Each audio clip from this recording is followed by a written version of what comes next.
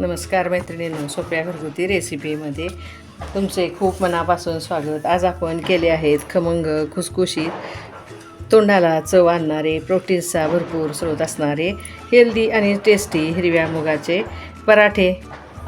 बघा हे कसे छान मऊ लुसलुशीत आणि खुसखुशीत झाले आहेत.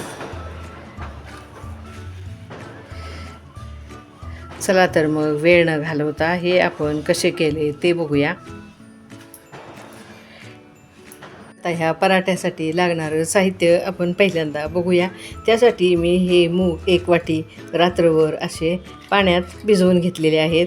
त्यामध्ये टाकायला हा 1 मध्यम साईजचा कांदा, 1 इंच आलं, ह्या 8 लसूण पाकळ्या, ह्या 4 हिरव्या मिरच्या आणि 1 चमचा जिरे घेतलेले आहेत. आता आपण पराठ्यासाठी लागणारं वाटण तयार करून घ्यायचं आहे. मिक्सरच्या भांड्यात पहिल्यांदा हे असे मूग टाकून घेऊया. त्यामध्ये हा कांदा, आलं, लसूण, जिरे आणि हिरवी मिरची टाकून ह्यामध्ये थोडं पाणी घालून हे आपण चांगली पेस्ट करून घ्यायचे. पहिल्यांदा थोडं वाटून घेते आणि नंतर थोडं पाणी घालून ही चांगली आपण पेस्ट करून घेऊया.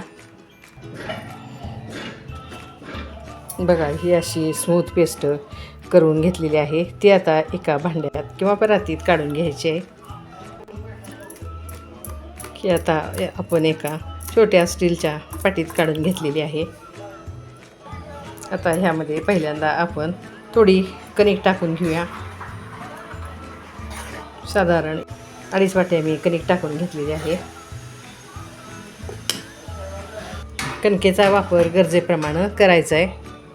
आता ह्यामध्ये टाकूया चवीपुरतं मीठ, थोडीशी साखर, छोटा अर्धा चमचा हिंग, थोडी हळद. आता टाकूया हातावर चोळलेला हा साधारण 1 चमचाभर ओवा. आता टाकायचे आहेत हे 1 चमचाभर तीळ, हे अर्धा चमचा कलौंजी. आता ह्यात जाणार आहे ही भरपूर सारी बारीक चिरलेली कोथिंबीर. आता टाकूया हा अर्धा चमचा चाट मसाला. तुमच्याकडं चाट मसाला नसेल तर तुम्ही लिंबूची 1 पाव फोड पिळून घ्या, म्हणजे ह्या मुगाचा कच्चापणा कमी व्हायला मदत होते.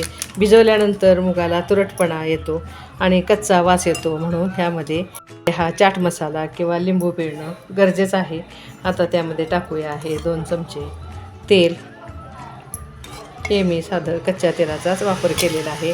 हे आता एकदा चांगलं मिसळून घेऊया आणि ह्यामध्ये गरजेप्रमाणे कणिक टाकून आपण हा घट्टसर गोळा मळून घ्यायचा आहे.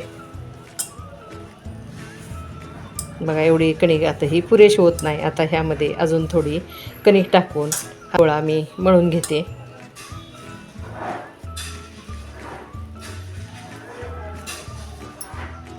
त्यात आता अजून 1 वाटीभर कणिक मी टाकून घेतलेली आहे. अजिबात पाण्याचा वापर न करता बघा हे पीठ कसं आपलं छान तयार झालेलं आहे. हे आता गोळा मी एकसारखा करून घेते. बघा छान असा हा गोळा मळून झाल्यानंतर अजून थोडं ह्या पिठाला तेल लावून आपण हे 10 मिनटासाठी असंच ठेवून द्यायचं आहे.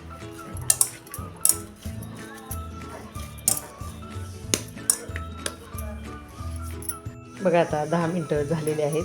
आता हे पीठ एकसारखं करून घेऊन ह्या पिठाचे छोटे छोटे गोळे करून घ्यायचे आहेत.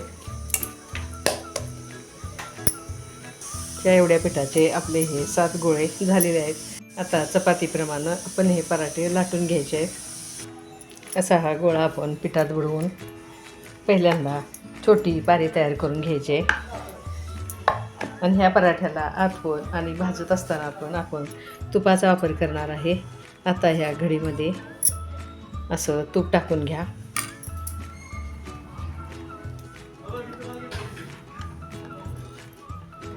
आणि आता हा चपातीप्रमाणे लाटून घेऊया.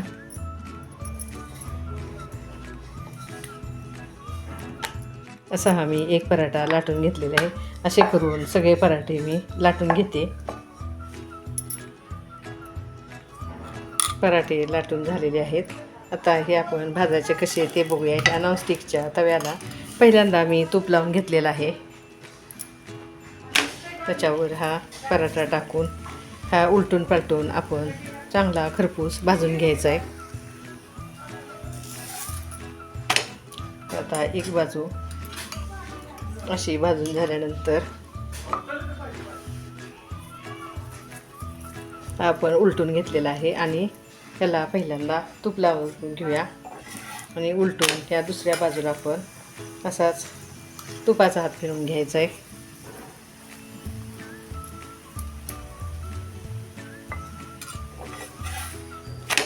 आणि हा आता चांगला आपण खरपूस भाजून घेऊया.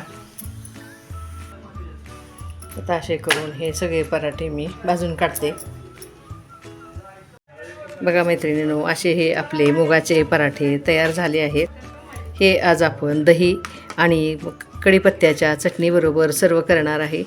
तुम्ही ही शेंगदाण्याची चटणी, टोमॅटो सॉस असो किंवा मुगाची उसळ कशाबरोबरही सर्व करू शकता.